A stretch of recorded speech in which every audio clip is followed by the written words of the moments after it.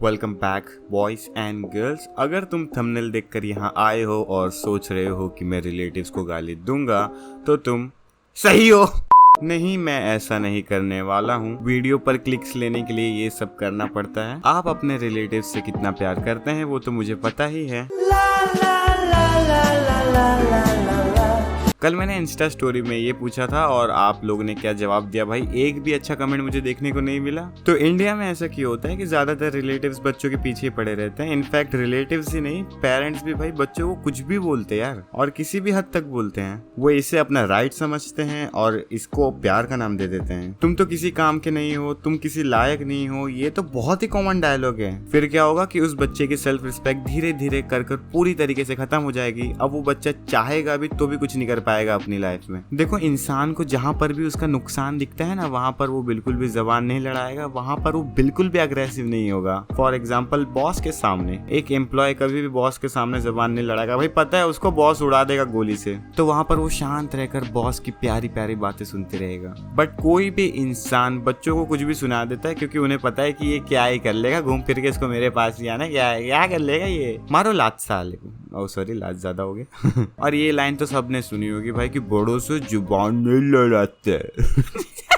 So parents, if you are watching this video, let me explain you something. अगर आप अपने बच्चे को कुछ भी करवाना चाहते हो तो वो क्वालिटी आप में भी होनी चाहिए। जैसे आप अपने बच्चे को सिखा रहे हो कि बेटा मेहनत करो, लेकिन घर में खुद ही पड़े रहते हो साइड में कहीं कोने में। तो इसी तरह पेरेंट्स अगर ये एक्सपेक्ट करते हैं अपने बच्चों से कि वो भाई बहुत ही प्यार से बात करे सबसे, मतलब they should be very kind. So आपको भी पहले काइंड होना पड़ेगा, तभी आप बच्चों से ये एक्सपेक्टेशन लगा सकते हैं कि वो भी ऐसे ही बिहेव करें। और एक तो ये चीज़ मुझे नहीं अच्छी लगती कई सारे रिलेटिव्स की, तुम मान लो कि तुम उनके सामने फ़ोन चला रहे हो, अभी तुमने चलाना जस्ट शुरू ही किया है, तो वो बस तुम्हारा उस एक मोमेंट को देख कर ये जज करने लग जाएंगे कि तुम पूरा दिन ही फ़ोन चलाते रहते हो।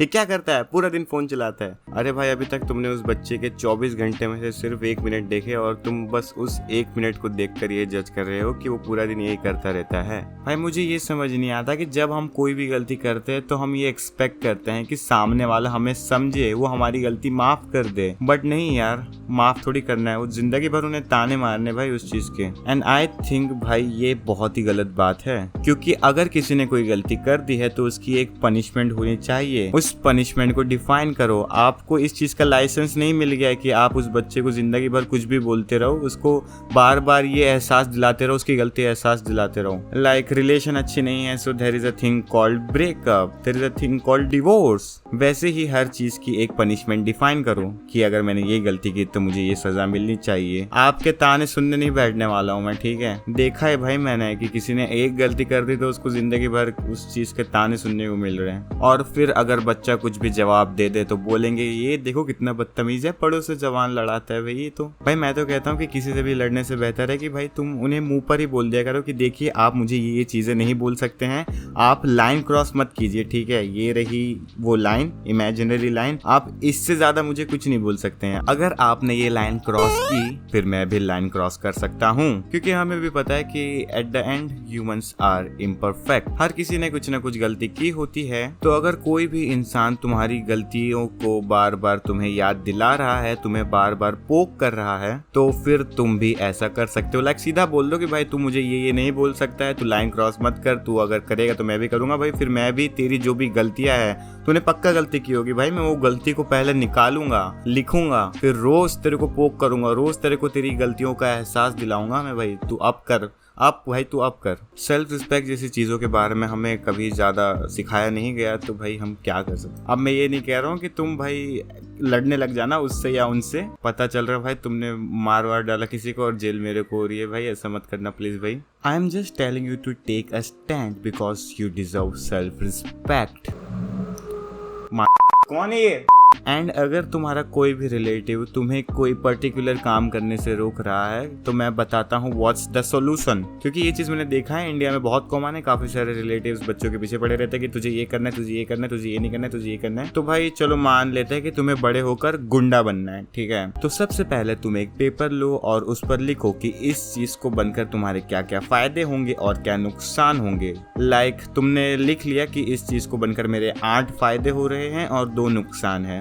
तो अब अगर तुम्हें कोई भी वो काम करने से मना करे तो उसको ये पेपर दिखा देना, ओ सॉरी मुंह पे फेंक देना और कहना कि ये देखिए इस काम को करने से 8 फायदे हैं और 2 नुकसान है जिसको हम इग्नोर कर सकते हैं। और फिर भी अगर वो अंकल आंटी या जो कोई भी है वो तुम्हें उस काम को करने से मना कर रहे हैं, फिर तो अंकल ही तो फिर उनकी बातों को एक कान से सुनो और दूसरी कान से निकाल दो। देखो कान से सुन के मुंह से मत निकालना, ठीक है? एक कान से सुन के दूसरे कान से निकालना होता है। मुंह से निकालोगे तो कॉमेडी हो जाएगी भाई, ठीक है? बट काफी सारे बच्चे तो रिलेटिव से ही बहस करने में लग जाते हैं। भाई बहस करने का कोई फायदा नहीं है क्योंकि उस बहस में एक ही चीज चलती रहती है, मैं सही हूँ, मैं सही हूँ, मैं सही हूँ, यू मदरफकर मैं सही हूँ। सभी लोग इसी चीज को प्रूव करने में लगे रहते हैं कि वो सही है, तो इन द एंड बहस करने का कोई फायदा नहीं है। अब ऐसा हो सकता है कि यहाँ पर मैं बहुत ही बड़ी बड़ी बातें कर रहा हूँ। इनफैक्ट ये जो बातें मैं आज कर रहा हूँ ये ऑलरेडी बहुत सारे लोग पहले कर चुके हैं एंड मुझे भी पता है कि मैंने आज जो भी बातें की उसका कुछ खास इम्पैक्ट नहीं पड़ने वाला है। Most people are pushed by something forced to march into hell. What if your parents and relatives doesn't listen to you and create an immense pressure on you? What if अगर वो तुम्हारी freedom छीन ले and तुमसे एक ऐसा काम करवा रहे हो जो तुम नहीं करना चाहते हो? What will you do if you try to take a stand and still they doesn't listen to you? There will always be time when you will fall and sucked up into despair, where standing again on your own feet seems like an impossible task. But what happens if we stay down? What happens when we give up and refuse to stand again? Well, the moment it happens, when you refuse to stand again, it's all over. That is the end. So, as long as we can decide for ourselves, getting back up on our feet again, no matter how hard you have fallen, no matter how sad you are, no matter how much you are broken, if you decide to fight back, the game is on.